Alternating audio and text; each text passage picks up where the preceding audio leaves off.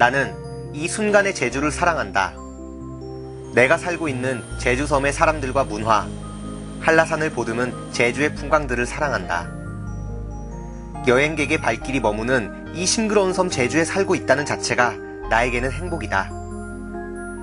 하지만 아름다운 풍광 뒤에 감춰진 우리의 역사를 이야기하지 않을 수 없다.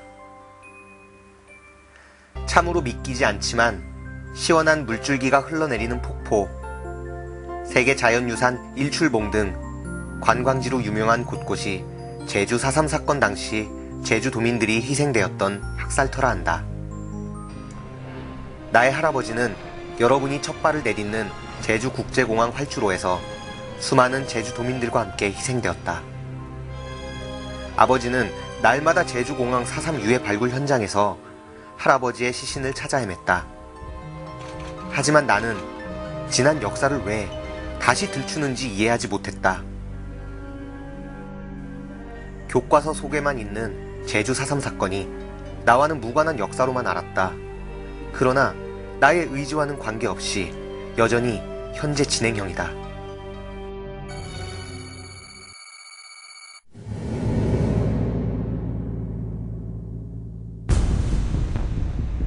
제주 4.3 사건은 1947년 3월 1일을 기점으로 하여 1948년 4월 3일 발생한 소요 사태 및 1954년 9월 21일까지 발생한 무력 충돌과 진압 과정에서 주민들이 희생당한 사건을 말한다.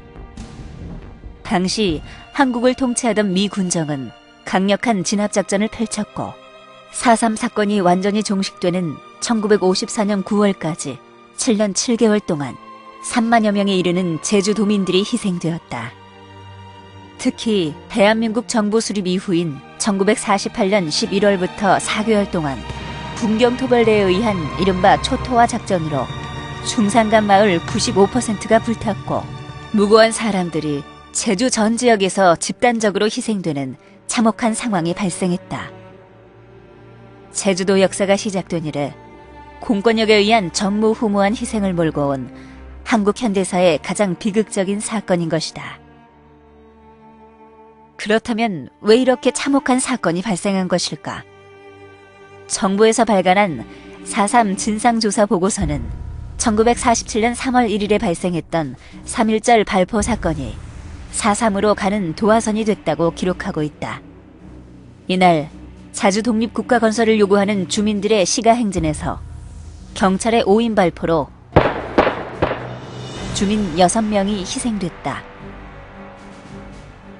이에 도민들은 총파업으로 저항했고 이를 불순분자들의 소행으로 판단한 미 군정은 경찰과 서북청년회를 파견하여 대량 검거와 테러를 일삼으며 민심은 더욱 악화되었다. 당시 한반도는 남한만의 단독 총선거를 통한 분단의 위기에 봉착하고 있었다. 결국 남로당 제주도당은 이반된 민심과 50 총선거 반대 투쟁을 접목시켜 1948년 4월 3일 무장봉기를 일으키게 된다. 무장대는 경찰과 서청의 탄압 중지, 단독선거, 단독정부 반대, 통일정부 수립 촉구 등을 슬로건으로 내걸었다. 당시 김구 역시 남한만의 50 단독 총선거를 반대하고 통일정부 수립을 위한 남북협상을 제창하였다. 1948년에 치른 50 단독 총선거에서 도민들의 투표 거부로 전국 200개 선거구 중 제주도 2개 선거구가 투표수 과반수 미달로 무효 처리되었다. 그러자 미 군정은 이를 남한만의 단독 정부 수립을 저해하는 불순 세력의 음모로 판단하게 된다. 결국 제주도에 대한 강경 토벌 작전이 실시되어 도민들이 집단 희생되는 극단적인 상황으로 치달았다. 1948년 8월 15일 대한민국 정부 수립 이후 대대적인 강경 토벌 작전이 제주 전역을 휩쓸게 된다. 10월 11일 제주도에 경비사령부를 설치하고 해안에서 5km 이상 들어간 중산간지대를 통행하는 자는 폭도배로 간주해 총살하겠다는 포고문이 발표되었다. 이때부터 군경토벌대는 중산간 마을에 불을 지르고 주민들을 집단으로 살상하기 시작했다. 11월 17일, 제주도 전역에 계엄령이 선포되면서 진압의 강도는 더욱 높아졌다. 중산간지대뿐만 아니라 해안마을에 속에 내려간 주민들까지 무장대에 협조했다는 이유로 죽임을 당했다. 폭도라 지목당하는 것만으로도 무고한 사람들이 희생되었다. 총으로 죽이고, 물에 빠뜨려 죽이고, 죽창으로 찔러 죽이고, 불태워 죽이고, 생매장에 죽이고. 살인은 그처럼 손쉬웠고 생명의 무게는 휴지처럼 가벼웠다. 지옥은 하늘이 아닌 인간이 사는 지상세계에 있었다. 수많은 주검들은 바로 그 사실을 증언하고 있다. 동족 간의 학살은 이민족보다 더 잔인했다. 그러나 학살은 군경토벌대만 저지른 것은 아니었다. 무장대들은 해안마을을 습격하여 경찰 가족과 우익인사를 살해했다. 그 와중에 무고한 주민들도 상당수 희생되었다. 복수와 중호심. 복수는 복수를 낳았고 증오는 격한 충돌로 이어져 민간인들의 희생은 극에 달했다. 정부에서 발간한 제주 4.3 사건 진상조사 보고서는 인명피해를 2만 5천 명에서 3만 명으로 추정하고 있다. 가해자별로 비율은 토벌대 78.1%, 무장대 12.6%로 나타났다. 특히 10세 이하 어린이와 61세 이상 노인이 전체 희생자의 11.9%를 차지하고 있고 여성의 희생도 21.3%에 이른다는 점에서 남녀노소 가리지 않은 과도한 진압작전이 전개됐음을 알 수 있다.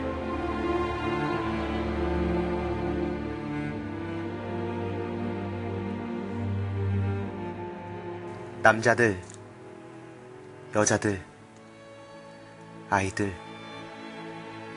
노인들, 그들이 다 죄인이었을까? 왜 죽였을까? 그들에게도 인권이 있었을까? 상대방을 악인이라 규정하면서 우리 스스로 더 무시무시한 괴물이 되어버린 것은 아니었을까?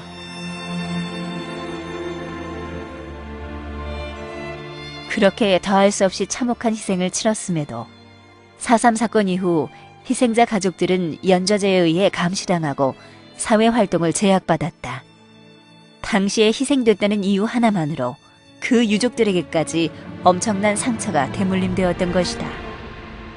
1978년 강요받던 침묵을 깨고 4.3을 소재로 쓴 한 편의 소설이 나오며 제주 4.3 사건에 대한 논의에 물꼬가 트인다.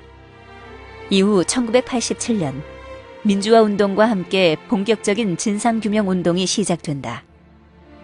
그 결과 국민의 정부 시절인 2000년 1월 12일 제주 4.3 특별법이 제정되었다.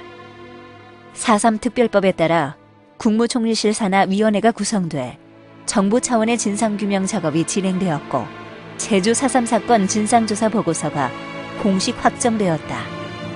이에 노무현 대통령은 진상조사 보고서의 결과를 토대로 10월 31일 4.3 유족과 제주도민들에게 국가를 대표해 사과했다. 저는 위원회의 건의를 받아들여 국정을 책임지고 있는 대통령으로서 과거 국가 권력의 잘못에 대해 유족과 제주도민 여러분에게 진심으로 사과와 위로의 말씀을 드립니다.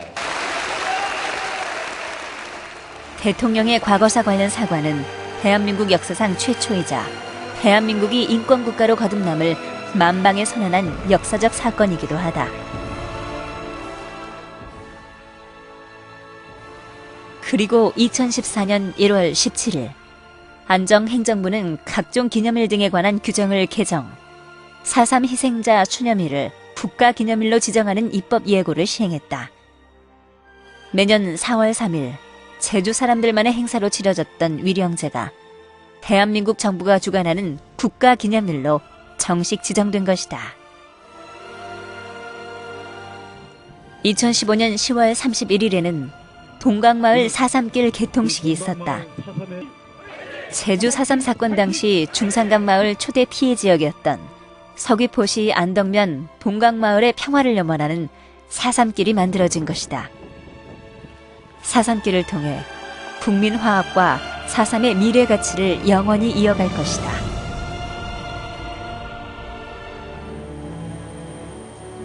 강명비에 새겨진 이름마다 말 못할 사연이 숨어있는 곳. 제주시 봉계동 제주 4.3 평화공원이다. 이곳은 4.3 희생자들의 넋을 위로하고 그 역사적 기록을 되새기고자 조성되었다. 매년 4월이면 희생자들의 위패를 모신 위령재단과 추모광장을 중심으로 4.3 희생자 추념식이 거행된다. 추모광장 뒤에는 행방불명되어 시신을 찾을 수 없는 3,800여 개의 표석이 별도로 마련되어 있다. 제주 4.3 평화 기념관.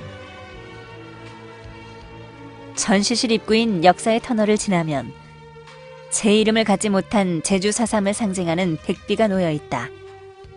1관에서 6관은 1945년 해방을 시작으로 배경과 원인, 무장봉기 발발, 전개 과정과 피해 상황, 진상규명 과정을 전시와 아트워크 등으로 보여준다. 특히 다랑시 특별전시관은 발견 당시의 상황을 고스란히 재현하여 사실감을 더해준다. 제주 4.3 희생자 발굴유해 봉안관에는 발굴된 유해를 봉안함은 물론 유해 발굴 현장을 복원하여 역사 교육의 장으로 활용하고 있다. 우리가 역사를 기억하고자 함은 어리석은 인간의 오류를 반복하지 않기 위함이다.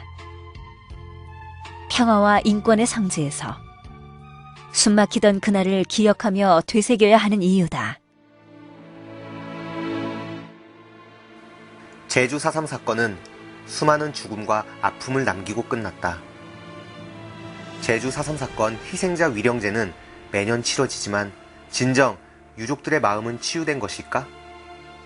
세계적인 냉전과 한반도의 분단 과정에서 일어난 4.3 사건은 끝났지만 여전히 한반도는 남북으로 나뉘어져 있고 대립하고 있다. 4.3의 아픈 세월이 흐른 뒤 사람들은 진정 인권을 존중하고 평화를 갈망하는 걸까? 어쩌면 우리 마음에는 더욱 단단한 장벽이 세워진 건 아닐까? 난 과거를 4.3 사건을 알고 싶지도 않았다. 나와는 무관한 역사인 줄 알았다. 그렇지만 이젠 알겠다. 4.3은 우리의 아픔으로 우리 속에 아직도 살아있다는 것을.